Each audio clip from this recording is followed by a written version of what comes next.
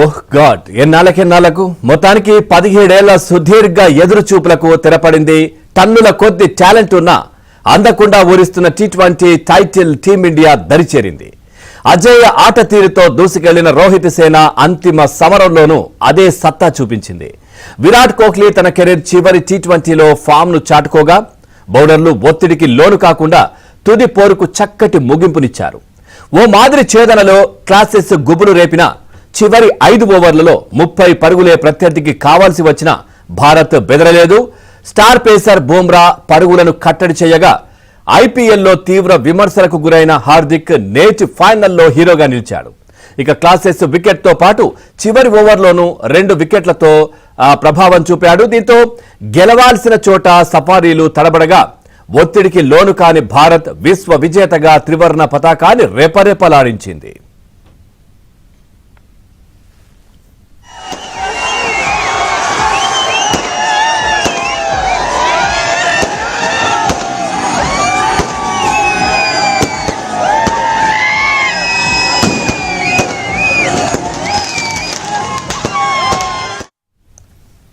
ఉత్కంఠ భరితంగా ముగిసిన T20 world cup ఫైనల్లో భారత్ ఛాంపియన్ గా నిలిచింది.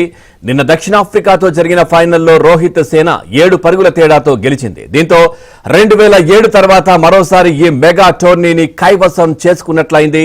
అలాగే 2011 తర్వాత ఏ ఫార్మట్లోనైనా జట్టుకిదే తొలి వరల్డ్ కప్.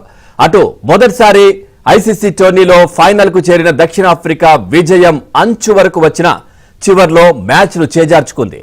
ముందుగా బ్యాటింగ్ కు దిగిన భారత్ 20 ఓవర్లలో 7 వికెట్లకు 176 పరుగులు చేసింది. విరాట్ కోహ్లీ 59 బంతుల్లో 6 ఫోర్లు 2 సిక్సర్లతో 76 పరుగులు. అక్షర్ పటేల్ 31 బంతుల్లో 1 ఫోర్ 4 సిక్సర్లతో 47 పరుగులు. ఇక శివం దుబే 16 బంతుల్లో 3 ఫోర్లు 1 సిక్స్తో 27 పరుగులతో రాణించారు. ఇక కేశవ్ నోకియాలకు 2 వికెట్ దక్కాయి. ఆ తర్వాత ఛేదనలో దక్షిణాఫ్రికా 20 ఓవర్లలో 8 వికెట్లకు 169 పరుగులు చేసి ఓడింది.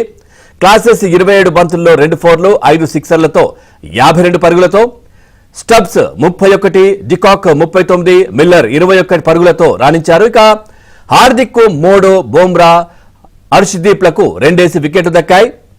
ప్లేయర్ ఆఫ్ ద మ్యాచ్ గా Virat, player of the series గా బుమ్రా నిలిచారు.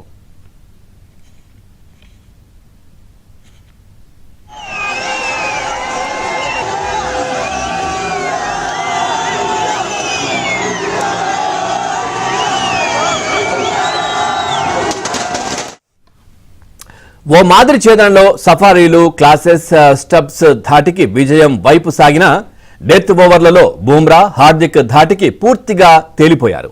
ఇక 2వ ఓవర్లో బుమ్రా కళ్లు చెదిరే బంతితో ఓపెనర్ హెండ్రిక్స్ ను బౌల్డ్ చేయగా ఆ వెంటనే కెప్టెన్ మార్క్రమ్ ను హర్షదీప్ వెనక్కి పంపించాడు. ఇక 12 రన్స్ కే 2 వికెట్లు కోల్పోయిన దశలో ఓపెనర్ డికాక్ కు స్టబ్స్ జత కలిశాడు. మరో 6 ఓవర్ల పాటు ఈ జోడీ భారత బౌలర్లను సమర్థవంతంగా ఎదుర్కొంది. కనీసం ఓ బౌండరీ ఉండేలా చూసిన వీరు స్కోర్ను సైతం 10 పరుగుల రన్ రేట్ తో పరిగెత్తించారు. అయితే 9వ ఓవర్లో స్విప్ షాట్ కోసం వెళ్లి స్టబ్స్ బౌల్డ్ అయ్యాడు. అక్షర్ ఈ వికెట్ తీయడంతో 3వ వికెట్ కు 58 పరుగుల భాగస్వామ్యం ముగిసింది. కాసేపటికే డికాక్ ను హర్షదీప్ అవుట్ చేయడంతో మ్యాచ్ ఇరువైపులా మొగ్గు చూపింది. కానీ క్రీజ్ లో హిట్లర్, క్లాసెస్, మిల్లర్ ఉండడంతో పరుగుల వేటలో ఇబ్బంది పడలేదు.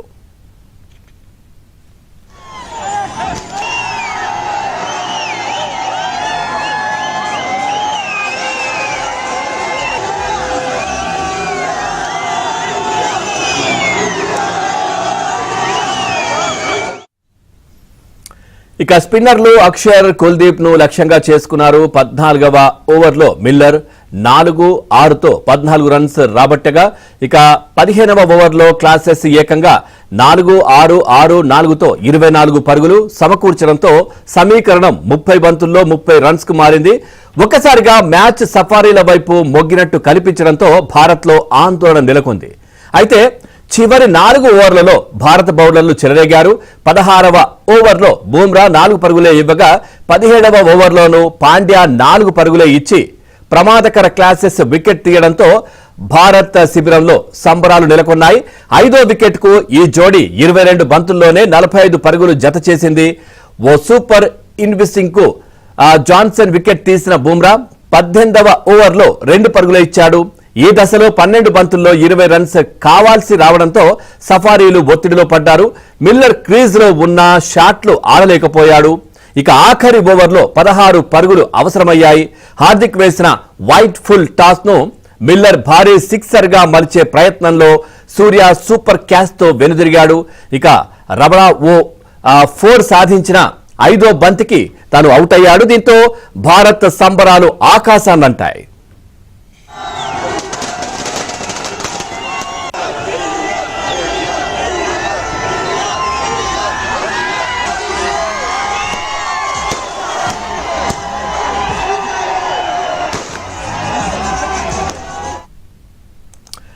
ఇక బంతి నేరుగా బ్యాట్ పైకి వస్తుందన్న అంచనాతో టాస్ గెలిచిన భారత్ బ్యాటింగ్ ఎంచుకుంది. కానీ ఆరంభంలో బౌలర్లకు పట్టు లభించడంతో 34 పరుగులకే రోహిత్ 9, పంత్ 0, సూర్యకుమార్ 3 పరుగులకే వికెట్లను కోల్పోయిన జట్టుకు షాక్ గురైంది. కానీ ఆ పేలవ ఫామ్ తో నిరాశపరుస్తున్న విరాట్ కోహ్లీ విలువైన ఇన్నింగ్స్ తో అండగా నిలవగా ఇక హిట్టర్ ప్రాంతంలో అక్షర్ సహకరించాడు. దీంతో సఫారీల ముందు జట్టు సవాల్ విసిరే స్కోర్ ను ఉంచింది. 2వ ఓవర్లోనే స్పిన్నర్ కేశవ్ మహారాజ్, రోహిత్, పంత్ల వికెట్లు తీశాడు. ఇక 5వ ఓవర్లో సూర్యను రబాడా కట్టడి చేశాడు. వాస్తవానికి తొలి ఓవర్లోనే కోహ్లీ 3 4లతో 15 రన్స్ అందించి జోష్ను నింపినా ఆ తర్వాత వికెట్ల పతనంలో అతడితో పాటు అక్షర్ జాగ్రత్తగా ఆడాల్సి వచ్చింది. మధ్య ఓవర్లలో పేసర్లు జాన్సన్ కావచ్చు, నోకియా రన్స్ అయితే నియంత్రించారు. అయితే అడపాదడపా అక్షర్ సిక్సర్లతో స్కోర్లో కాస్త కదలిక కనిపించింది. కానీ 14వ ఓవర్లో లేని పరుగు కోసం వెళ్లిన అక్షర్ దురదృష్టవశాత్తు రనౌట్ అయ్యాడు. దీంతో 4వ వికెట్కు 72 పరుగుల కీలక భాగస్వామ్యం ముగిసింది.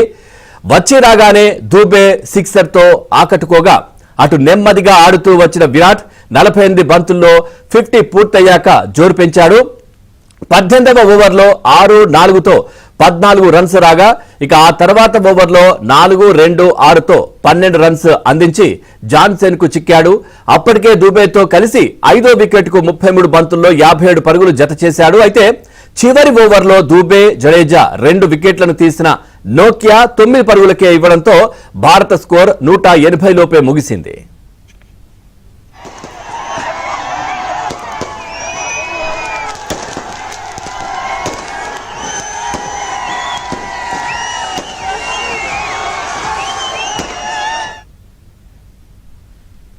ఇక team India star batter Virat Kohli అనూహ్య నిర్ణయం తీసుకున్నాడు. భారత జట్టు విశ్వ విజేతగా ఆవిర్భవించి దేశ క్రికెట్ ఫ్యాన్స్ అంతా ఆనందోత్సాహాల్లో మునిగిన వేళ 35 ఏళ్ల విరాట్ ఊహించని నిర్ణయం తీసుకున్నాడు.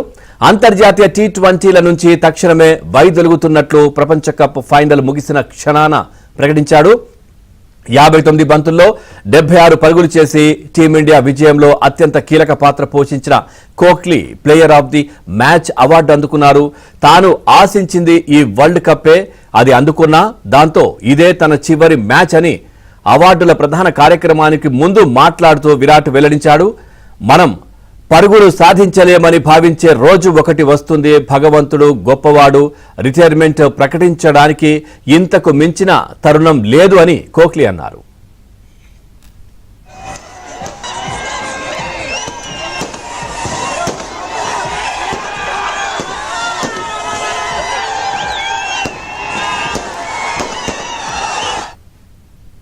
ఇక 2007 వన్డే ప్రపంచ కప్ విండీస్తోనే జరిగిన ఈ మెగా టోర్నీని భారత క్రీడాభిమానులు పొరపాటున కూడా గుర్తుంచుకోవడానికి ఇష్టపడరు. గ్రూప్ బి నుంచి శ్రీలంక, బంగ్లా జట్లు సూపర్ 8కి వెళ్లగా బెర్ముడాతో కలిసి భారత్ ఇంటి ముఖం పట్టింది. అప్పుడు కెప్టెన్ రాహుల్ ద్రవిడ్ ఆ దారుణ పరాభవంతో ఎన్నో విమర్శలు ఎదుర్కొన్న ద్రావిడ్ సారథ్యం కూడా కోల్పోయాడు. సుదీర్ఘ కాలం భారత్కు ఆడిన అతడి ఖాతాలో ఒక్క వరల్డ్ కప్ కూడా లేకుండానే ముగిసిపోయింది. అయితే అప్పుడు కలగానే మిగిలిన కప్ను తన అపార అనుభవంతో జట్టు కోచ్గా ద్రవిడ్ సాధించి చూపించాడు. అంతకుముందే అండర్-19 జట్టు సైతం తన ఆధ్వర్యంలోనే వన్డే వరల్డ్ కప్ అందుకోవడం విశేషం.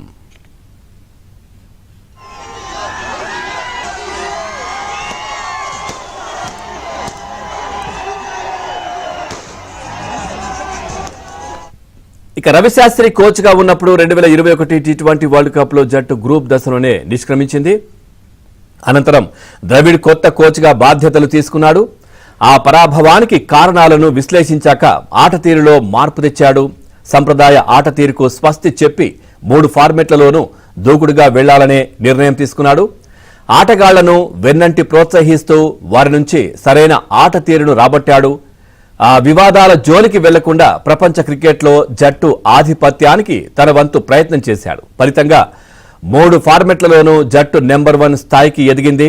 అలాగే అద్భుత ఆట తీరుతో 4 ఐసీసీ టోర్నీల్లో ఫైనల్స్ కు చేరగలిగింది. అయితే 3 సార్లు తుది మెట్టుపైనే బోల్తా పడింది. 2022 టీ20 వరల్డ్ కప్ సెమీస్ లో భారత జట్టు ఇంగ్లాండ్ చేతిలో ఓడింది. 2023 వరల్డ్ టెస్ట్ ఛాంపియన్షిప్ ఫైనల్లో, అదే ఏడాది వన్డే వరల్డ్ కప్ ఫైనల్లోనూ ఆసీస్ చేతిలోనే పరాభవం పాలైంది. కానీ 4వసారి ఫైనల్ కు చేరిన క్రమంలో కోచ్ గా ద్రవిడ్ అనుకున్నది సాధించాడు. అపజయమన్నది లేకుండా రోహిత్ నేతృత్వంలోని టీమిండియా టీ20 వరల్డ్ కప్ ను తమ శిక్షకుడి చేతికి అందించి సగర్వంగా సెండాఫ్ పలికేలా చేసింది. అంతకుముందు రవిశాస్త్రి శిక్షణలో భారత్ భారీ విజయాలు సాధించినా ఐసీసీ టైటిల్ మాత్రం అందని ద్రాక్షగానే మిగిలింది. 2019 one day world cup semis, 2021 world test championship final, 2021 T20 ప్రపంచ కప్ గ్రూప్ దశలో భారత్ కు పరాజయాలు ఎదురయ్యాయి.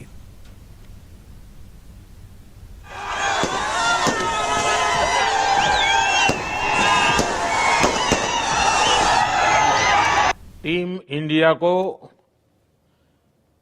इस भव्य विजय के लिए सभी देशवासियों की तरफ से बहुत बहुत बधाई। आज